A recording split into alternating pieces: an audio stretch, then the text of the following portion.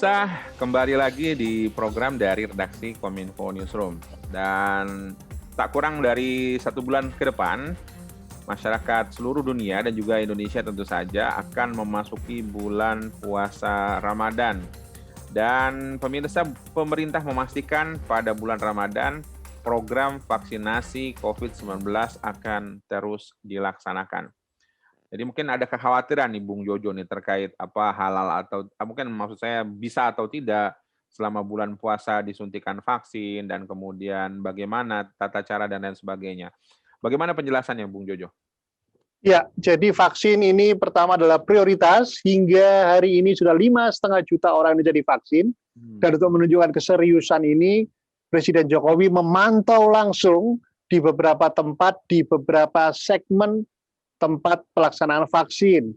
Ke Jogja terhadap seniman, kemudian ke Semarang terhadap para santri, tokoh agama, ke Makassar terhadap para pendidik, begitu, dan juga di Bali, para pelaku pariwisata. Senin 22 Maret pun Presiden Jokowi datang ke Jawa Timur, ke Sidoarjo, ke Jombang untuk melihat bagaimana tenaga kesehatan, lansia, dan juga pelayan publik divaksinasi. Ini memang bukti serius pemerintah bahwa vaksinasi ini harus dilakukan, harus dikebut sebelum nanti merambah ke kelompok-kelompok yang lain, vaksinasi mandiri, swasta, dan sebagainya.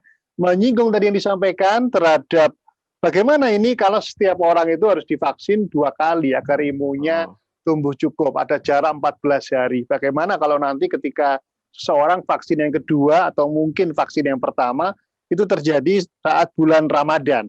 Komisi Fatwa MUI menyatakan masih oke, vaksinasi tidak membatalkan puasa, kata Ketua MUI Asrorun Niam Soleh ya.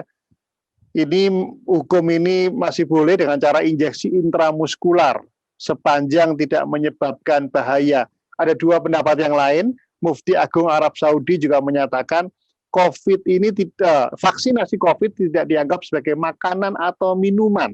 Jadi ini tidak dianggap sebagai nutrisi, masuknya melalui otot tangan menyebar ke dalam tubuh, tidak melalui mulut. Begitu pula Pusat Fatwa Al-Azhar pada awal Maret lalu menyatakan vaksin virus corona tidak membatalkan puasa karena menyuntikkan bagian dari kode genetik virus ke dalam tubuh, merangsang sistem kekebalan dan bukan merupakan makanan ataupun minuman.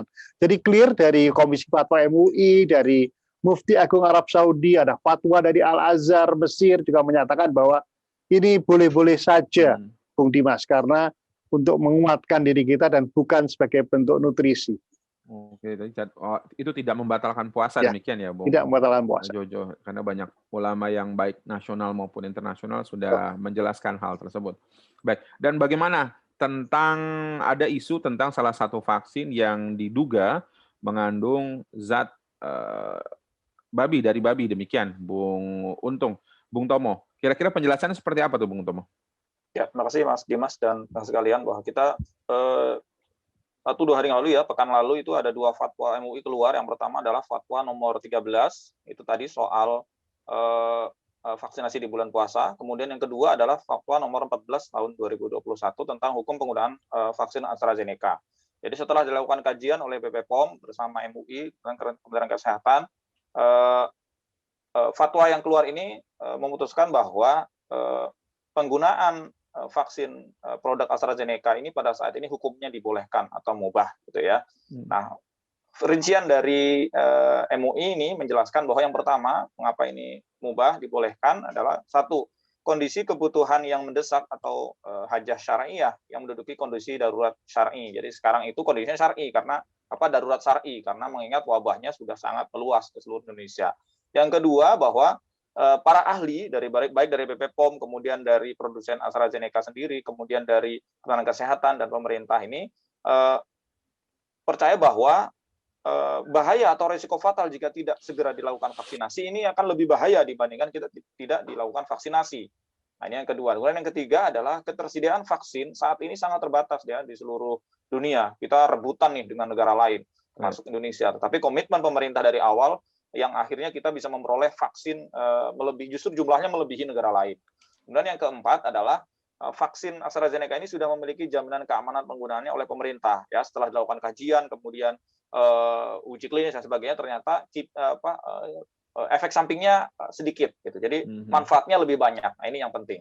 Gitu. Kemudian yang terakhir bahwa itu tadi pemerintah tidak punya keleluasaan ya untuk memilih jenis vaksin yang halal gitu. Maksudnya tidak yang ketersediaannya terbatas gitu loh. Jadi ini yang kemudian sangat dianggap sebagai kondisi yang sangat darurat gitu. Tapi ini nanti bisa hilang ya. 5 syarat ini bisa hilang jika memang salah satu dari faktor ini terpenuhi. Misalnya vaksin sudah mulai banyak tersedia. Nah, ini berarti pemerintah punya keleluasaan untuk bisa memilih vaksin yang lebih halal gitu, yang lebih suci gitu. Tetapi karena kondisi darurat itulah yang kemudian mewajibkan kita untuk tetap ikut vaksin. Nah, di fatwa ini ditegaskan bahwa semua warga negara Indonesia, terutama umat Muslim, wajib mengikuti program vaksinasi yang ditetapkan oleh pemerintah sebagai bentuk mewujudkan kekebalan kelompok ya, untuk terbebas dari wabah COVID-19 ini, Mas Dimas. Jadi hukumnya boleh dipakai. Apakah tidak ada opsi jenis vaksin lain, Bung Tomo, selain yang vaksin disebutkan tadi?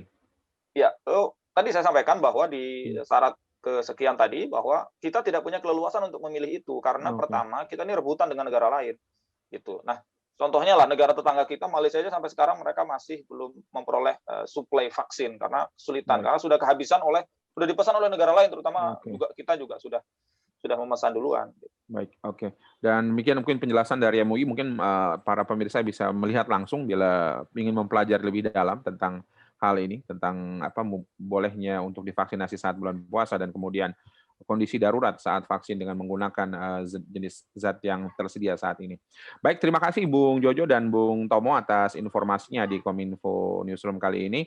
Dan pemirsa, saran serta masukan Anda sangat berharga bagi pengembangan program dan kualitas siaran dari GPR TV. Karenanya jangan ragu dan jangan segan untuk mengirimkan saran dan komentar Anda tersebut ke 0818 180 380. Saya ulang 0818 180 dan 380 atau via email ke gprtv@mail.kominfo.go.id. Dan terima kasih tentu saja atas kebersamaan kita 30 menit ini dan tetap jaga kesehatan, jaga protokol kesehatan dan kita akan bertemu kembali insya Allah di pekan yang akan datang. Wassalamualaikum warahmatullahi wabarakatuh. Waalaikumsalam warahmatullahi wabarakatuh. Waalaikumsalam. Terima kasih Bung Jojo. Thank you. Siap.